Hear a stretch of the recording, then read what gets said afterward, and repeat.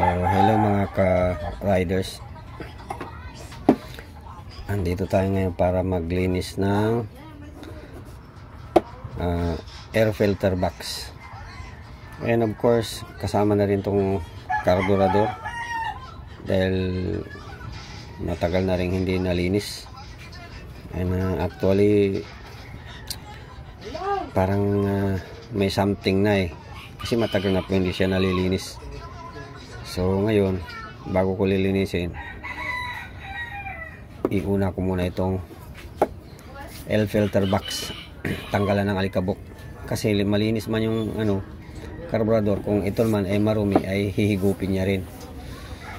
So makikita nyo may design siyang butas. So sinadya ko po yun. Bakit?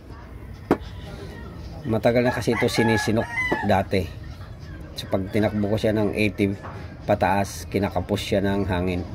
Akala mo gas o walang gas, sinisinok So ito kasing box nito is tinapyas sa loob dahil sa nagkaroon na siya ng monoshock. Kung mapapansin nyo, ito naka monoshock na. Ayan. So ngayon bubuksan ko na para makita nyo kung ano yung totoong nangyayari dyan. So masyadong wala akong video camera.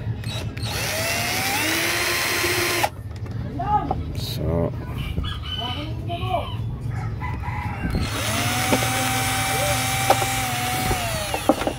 tsaka yung pwesto ko napakaano lang, limitado, makipot.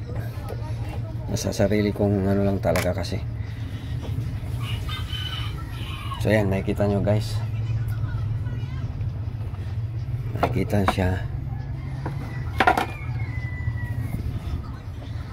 So tinapyasan. So ito na lang yung butas niya, niliitan siya dito ng butas. So dito siya kumukuha ng hangin, and dito sa binutasan ko. Kaya kung marinig nyo yung tunog niya sa personal ay malakas yung dabog, yung may bass. Hindi siya malutong, may bass, pero ramdam mo ay marami ng alikabok.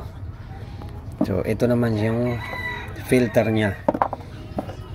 Hindi ko siya nilagyan, tinanggalan ko na siya ng, hindi na ako bumibili ng filter na tulad dati kasi una mahal. And yun nga, sinisinok kasi kinakapos siya ng hangin. So ito na yun, papansin nyo, ito yung labas, DIY ko lang to. And ito yung pang ilalim, mapapansin nyo, ito ayun, marami ng ito is pwede siyang laban. So lilinisin ko ngayon ito ng tubig sabon, joy lang. So ang dami ng alikabok guys. Ito ay gawa ko lang din, na ito ay galing siya sa filter ng aircon. Alam niyo yung window type na aircon na hinuhugot mo lang yung filter niya. Ayan ang daming alikabok ko. Ayun Ayan, pagpasok dito, sasalain dito bago pumunta dito sa carburetor. So kaya ito sasabunin ko ngayon. So doon sa mga baguhan magtataka kayo bakit dito may oil. So normal lang yung oil kasi ito yung nanggagaling dito sa taas, dito sa taas nito. Sa sobrang niya, halimbawa mabilis na yung takbo, yung mga excess na oil lumalabas.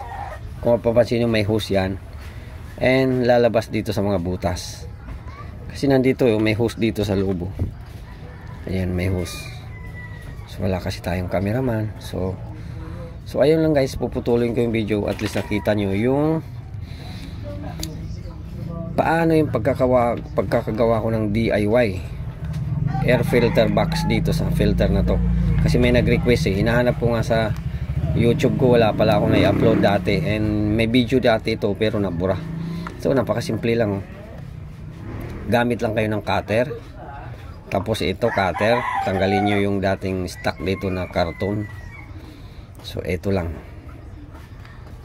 So napakaganda na, hindi siya sinisinok, nawawala na yung hagok niya. So yun lang guys. Susunod ko naman tong carburetor ko mamaya pagkatapos ko ito linisin. So ayun lang guys. Thank you so much guys. Salamat. Sana may natutunan kayo.